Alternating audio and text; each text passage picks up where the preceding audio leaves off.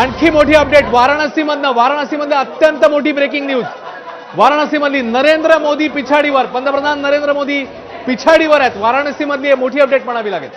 वाराणसी मतदारसंघामधनं गेली 2 टर्म पंतप्रधान मोदी निवडणूक लढवत आहेत आणि या वेळेला 4000 मतांनी पंतप्रधान नरेंद्र मोदी वाराणसीमधनं पिछाडीवर आहेत। पंतप्रधान मोदी पिछाडीवरती असणं कुठल्याही फेरीनंतर किंवा कुठल्याही आकडेवारीमध्ये ही सगळ्यात मोठी बातमी मानली जाते।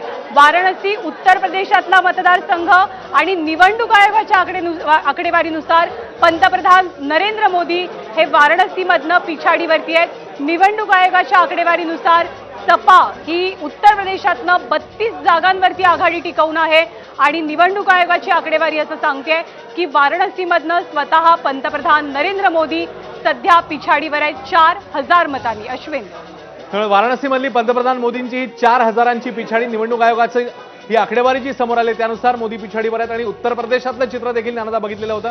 गांधीनगरमध्ये तिकडे अमित शहा आघाडीवर आहेत तर वाराणसीत नरेंद्र मोदी पिछाडीवर आहेत। निवडणूक आयोगानुसार मोदी 4089 मतांनी पिछाडीवर आहेत। त्यामुळे आकडेवारी आता समोर आलेली आहे। 4089 मतांनी पंतप्रधान मोदी हे पिछाडीवर आहेत।